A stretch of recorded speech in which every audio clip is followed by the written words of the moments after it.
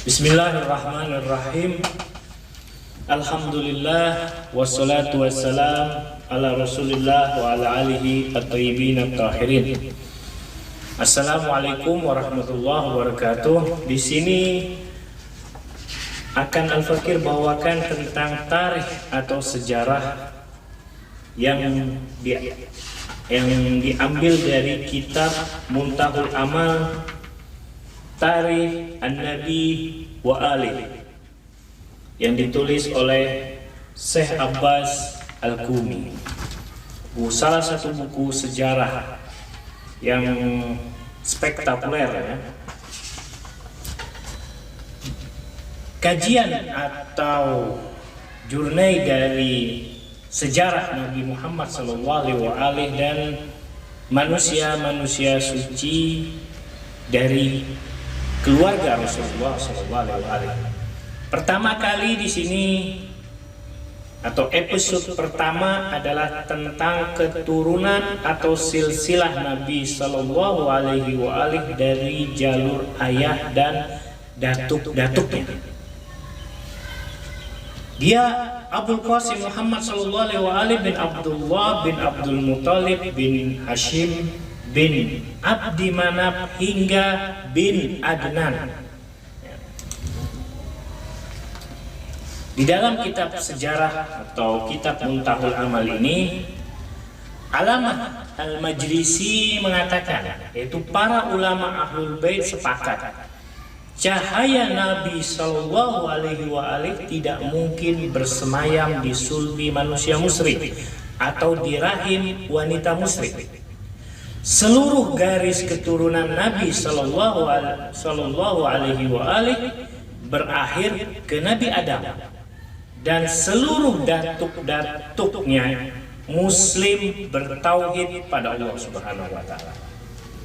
Dan perlu diketahui juga, kakek-kakek Nabi SAW para pemegang atau penjaga Baitul Haram, dan mereka juga sebagai rujukan umat terdahulu pada saat itu.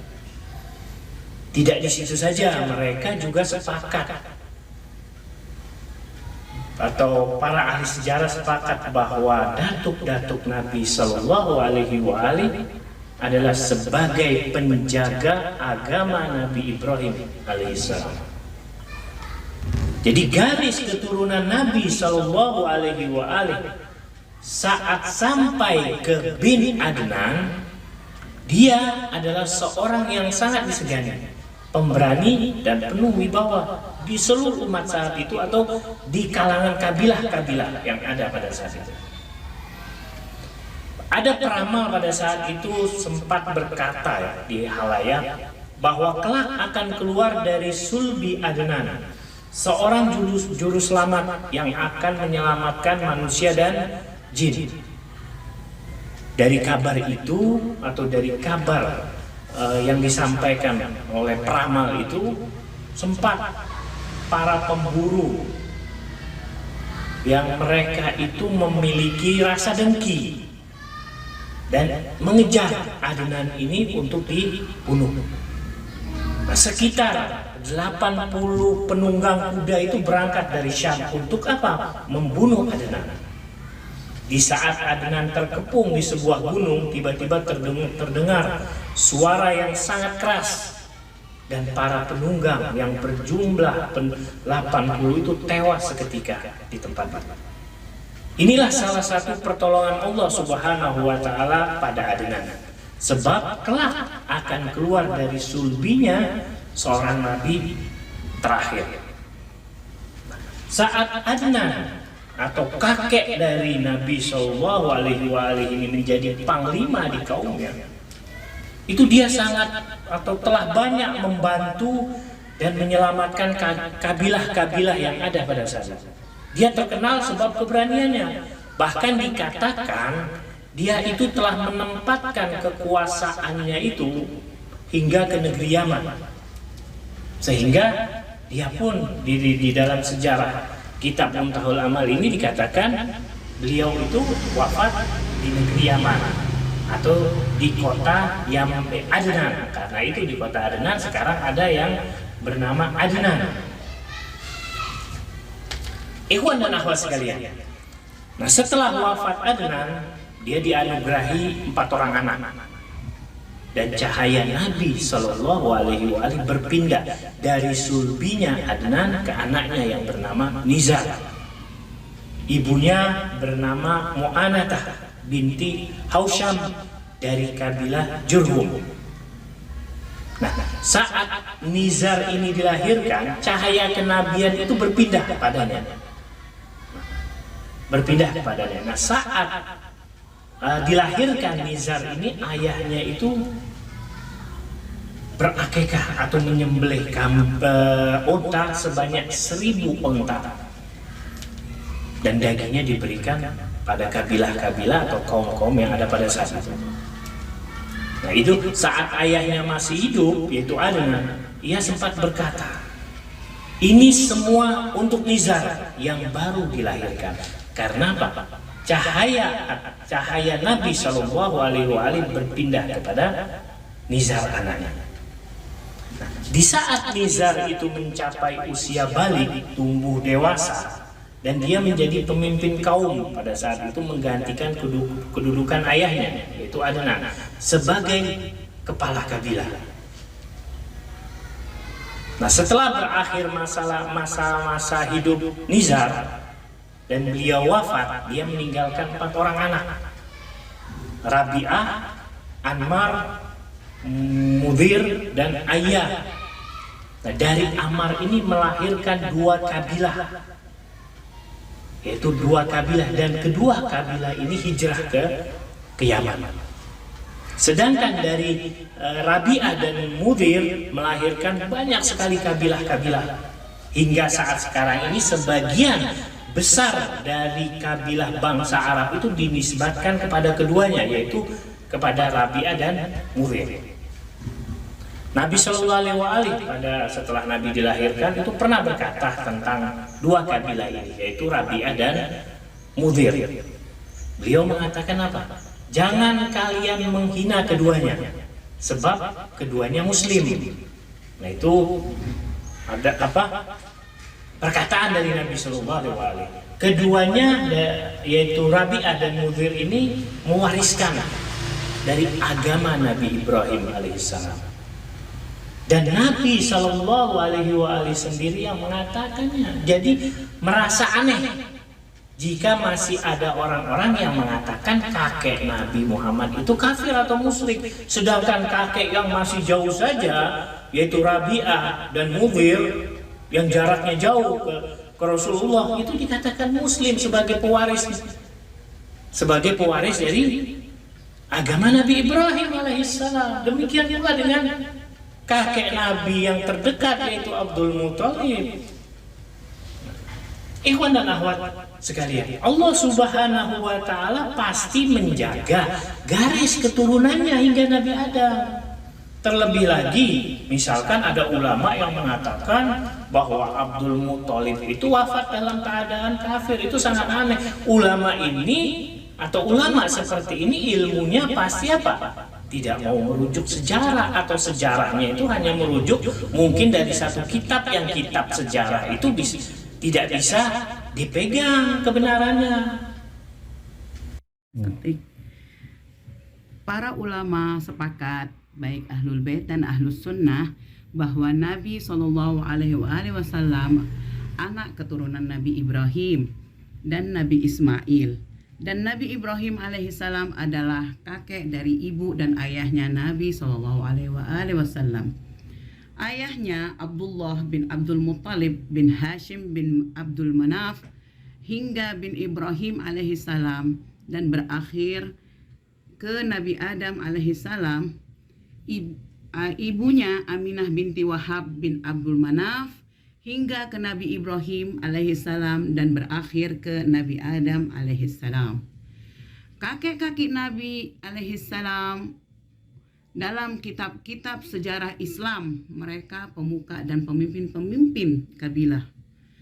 Bahkan sebagian besar kabilah-kabilah bangsa Arab pecahan dari kabilah-kabilah yang dipimpin oleh kakek-kakek Nabi Shallallahu Alaihi Wasallam.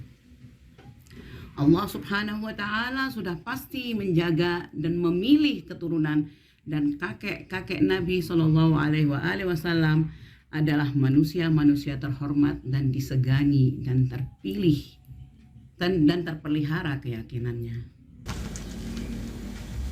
Silsilah Nabi Shallallahu alaihi wasallam sebagai kekasih Allah Subhanahu wa taala, pencipta alam ini, pencipta makhluk-makhluk. Apakah sulit bagi Allah Subhanahu wa taala menjaga silsilah kekasihnya Habibullah? Tidak mungkin. Dia Subhanahu wa taala yang menciptakan makhluk ini. Dia Subhanahu wa taala yang menjaga dan mengaturnya. Mudah bagi Allah untuk menjaga silsilah Rasulullah sallallahu alaihi wasallam, sebagaimana Allah Subhanahu wa taala menjaga silsilah Nabi Ibrahim hingga Nabi Adam. Sekarang kita masuk pada zaman Abdullah bin Abdul Muthalib. Nah, saat kelahiran dari Abdullah, ayah dari Nabi sallallahu alaihi wasallam, para dukun, para sihir, para pendeta dan kaum-kaum Nasoro pada saat itu mengetahui kelahiran ayahnya Nabi sallallahu alaihi wasallam, yaitu Sayyidina Abdullah. Mereka beranggapan akhir zaman telah datang. Sebab ada satu peristiwa, yaitu keluar darah dari gamis Nabi Yusuf. Dan mereka mengetahui itu adalah sebagai tanda. Yaitu mereka ini siapa? Yaitu mereka-mereka yang mengetahui ramalan-ramalan ini, dari pendeta, dukun, sihir, kaum ahlul kitab. Ini adalah tanda akan ada atau akan dilahirkan dari Nabi terakhir, Nabi akhir zaman. Nah, saat Abdullah, yaitu ayah Nabi Shallallahu alaihi wasallam, dilahirkan, sangat terlihat jelas sekali cahaya itu memancar dari wajahnya, sebab dia membawa nur Muhammad Shallallahu alaihi wasallam. Abdullah, ayah Nabi, berkata, saat aku pergi ke gunung, keluar cahaya dari sulbiku dan menerangi dari masyrik hingga maghrib di angkasa itu. Lalu cahaya itu seperti berputar dan membentuk awan dan menaungiku seperti payung yang menghalangi sinar matahari, sehingga tubuhku ini tidak terkena sinar matahari. Lalu tiba-tiba pintu langit pada saat itu terbuka dan cahaya itu masuk ke langit. Itu keajaiban yang dijumpai oleh Sayyidina Abdullah, ayah dari Rasulullah SAW. Pernah juga peristiwa atau kejadian dialami oleh ayahnya, yaitu saat, kata Sayyidina Abdullah, aku duduk di bawah pohon yang kering, dan tiba-tiba pohon dan daunnya itu menjadi hijau, lalu keluar buah-buah pada saat aku duduk. Dan saat aku pergi dari pohon itu atau meninggalkan pohon itu kembali seperti semula kering.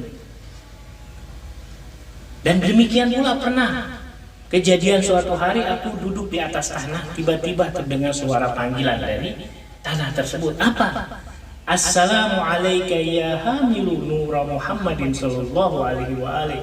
Salam bagimu wahai pembawa cahaya Muhammad sallallahu alaihi wa alihi. Lalu Abdul Muthalib berkata padanya, ya bunayya, ubashiru binabiyyin akhir zaman fa innahu sayahrut min sulbi.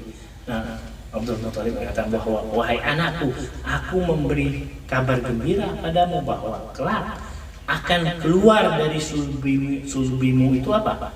Nabi akhir zaman. Nah, saat kelahiran Nabi Sallallahu Alaihi Wasallam, banyak sekali keajaiban-keajaiban, dan bagi makhluk seperti makhluk jin, setan, itu sangat menakutkan.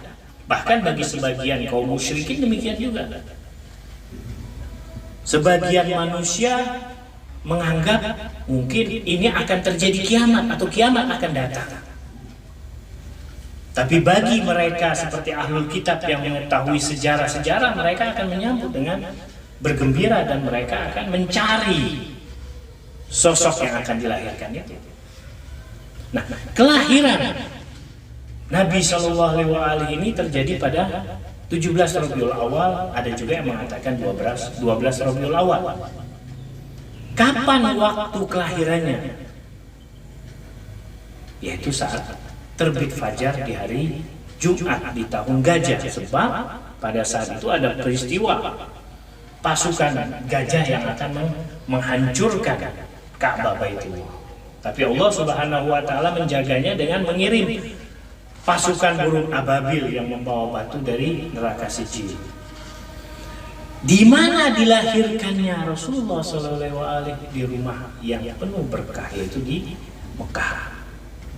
Imam Shadiq alaihissalam pernah berkata, saat kelahiran Nabi sallallahu alaihi wasallam, iblis terlaknat. Saat kelahiran Nabi Isa alaihissalam, menutup 3 langit dan 4 langit terbakar. Ini riwayat. Nanti kesohihan dari riwayat ini bisa ditelusuri oleh ikhwan dan akhwat sekalian. Nah, Nabi Isa alaihissalam saat dilahirkan itu pintu langit, 3 pintu langit tertutup dan 4 langit terbakar sebab setan atau iblis terlaknat. Tapi saat Nabi Shallallahu Alaihi Wasallam dilahirkan, seluruh pintu langit ditutup dan Allah Subhanahu Wa Taala menghujani setan-setan atau iblis-iblis itu dengan bintang-bintang hingga mereka terbakar. Tapi di sisi lain, selain iblis yang terlaknat ini, kaum Quraisy juga berkata, hari kiamat akan datang. Hari kiamat akan datang, yaitu mereka mendengar kabar dari mana? Dari mereka kaum ahlul kitab. Saat kelahiran Nabi Shallallahu Alaihi Wasallam, di sisi yang lain yaitu iblis juga berkumpul. Iblis seperti, ya iblis itu kan makhluk yang mempunyai kelompok-kelompok dan lain sebagainya. Mereka berkumpul pada saat itu. Dan salah satu iblis sempat berkata kepada pemimpinnya, apa yang kamu takutkan tuanku? Celakalah kalian, telah terjadi di bumi sebuah kejadian yang sangat besar. Cepat kalian keluar dan lihat apa yang terjadi. Lalu mereka berpencar mencari tahu apa yang terjadi. Dan lalu mereka berkata, kami tidak mendapatkan kejadian apapun tuanku. Lalu mereka disuruh mencari lagi, dan mereka pun mencari lagi, dan saat sampai di kota Mekah Haram Al-Mukarramah dalam keadaan diblokade kota tersebut oleh para malaikat. Dan saat mereka mendekat, mereka menyerupai burung kecil, menyerupai usfur, burung-burung kecil. Mereka berteriak keras sambil lari terbirit-birit. Ada salah satu iblis yang sempat bertanya kepada malaikat Jibril, ada kejadian apa ini? Jibril menjawab, Nabi terakhir Muhammad Sallallahu Alaihi Wasallam telah dilahirkan. Allahumma sholli ala Muhammadin wa ali Muhammad. Ini adalah sekilas sedikit dari sejarah Nabi Sallallahu Alaihi Wasallam atau keturunan dari Rasulullah Sallallahu Alaihi Wasallam dan kelahirannya. Insya Allah nanti Al-Fakir akan lanjuti dalam episode berikutnya. Wassalamualaikum warahmatullahi wabarakatuh.